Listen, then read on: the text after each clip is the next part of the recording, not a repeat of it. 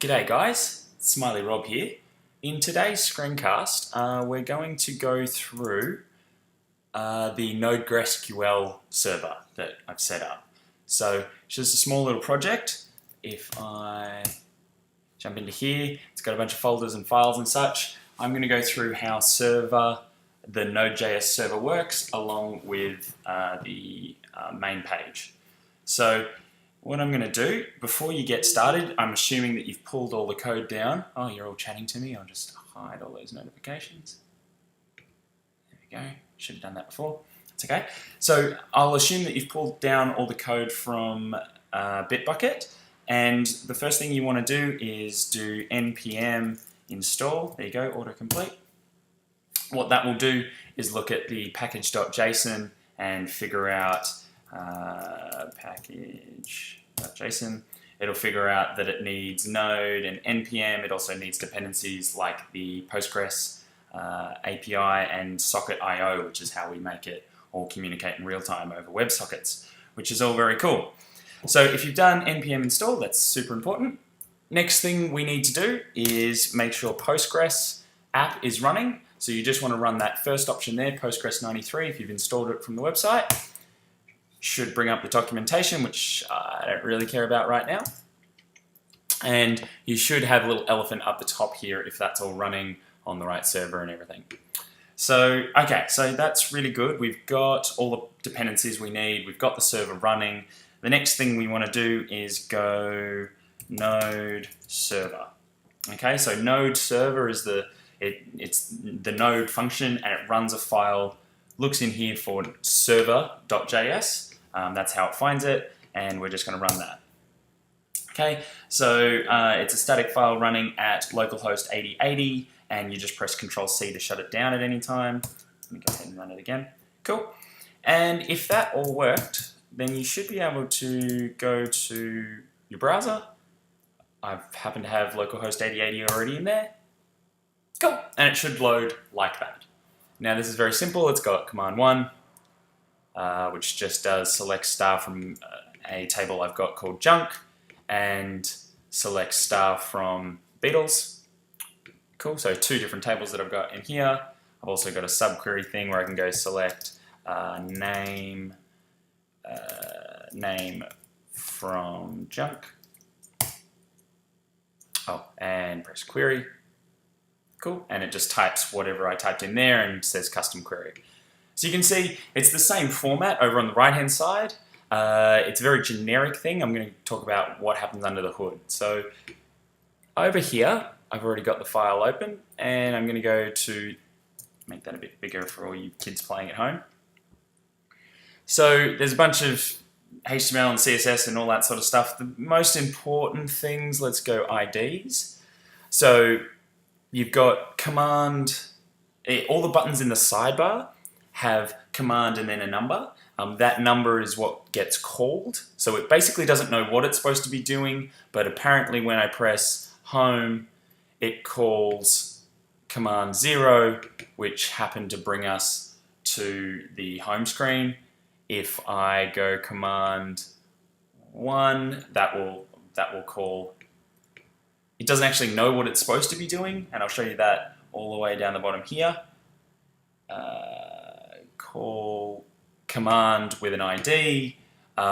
Basically all it says is over the socket, send that ID to the server, and then go and do something to me, and then update the UI to add the active tag so that it highlights it nicely like that. So it's basically a thin client. It doesn't know why it's doing what it's doing. It just ends up doing what it is doing. Okay, next, before I leave the HTML file, we've got the socket response. Okay, so when it gets a response from the server, it will basically receive 3 different things. It gets the page title, the table title, and then the query results. And as you can guess, it updates the title, the page title, the table title, and then the query results get printed out into a table here. And I've just written a cool little function that does that. So if you're going to add your own functions here, you basically want to duplicate this whole code here, or using my favorite new shortcut, you want to replace all that code and make as many commands as you like, and you can call them whatever you want. I could call this all junk if I wanted to. Cool, and that now says all junk, and I could rename all of them. Cool. All right, so that's basically all you need to know for that. You don't have to tweak around with any of that unless you really want to.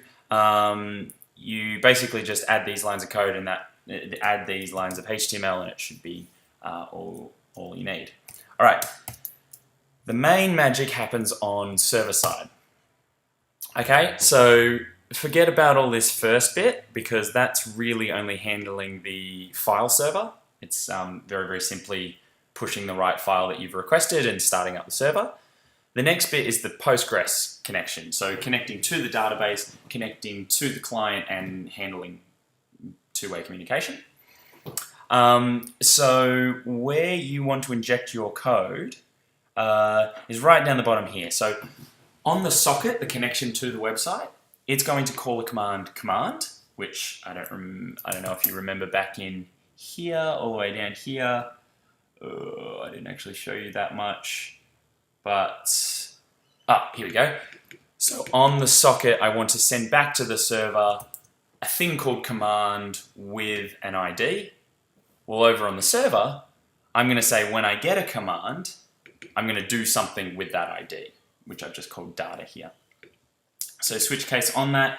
So if you want to make your own commands, you're basically going to copy as many of these as you like.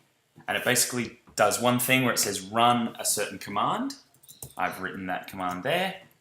And then on the response, I want you to call emit response, which sends a thing back to the person who was asking with a heading, a table heading, and the response of the query. Okay, so the response of whatever you've typed in here. Okay, so if I was to change this to get all the junk, right? And just update that query there. And I'll just leave that as 1. That doesn't really, 1.0, let's just say. Cool. So now that I've updated the server, I can't just refresh this. It's still going to say the old thing. So what you're going to have to do is flip back to terminal. Whoa, look at all that. I should calm that down and just disconnect that. And you just need to quit out of the server and run up the server again.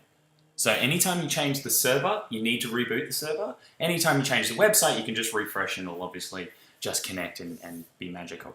So now that I've done that, I should be able to refresh, press this one, and you can see now it has a new title.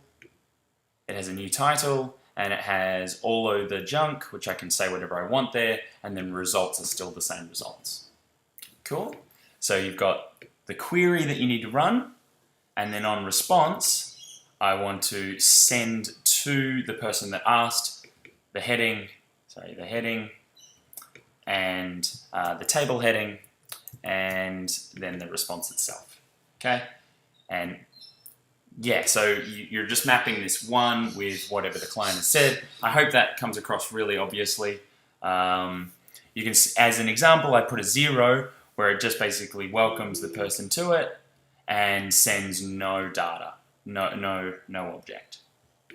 All right, so I hope that makes sense. You shouldn't really have to handle much else. And if you do, then feel free to let me know what you've done via screencast, or make a pull request and we can merge it all in so we can all use the fruits of your learnings.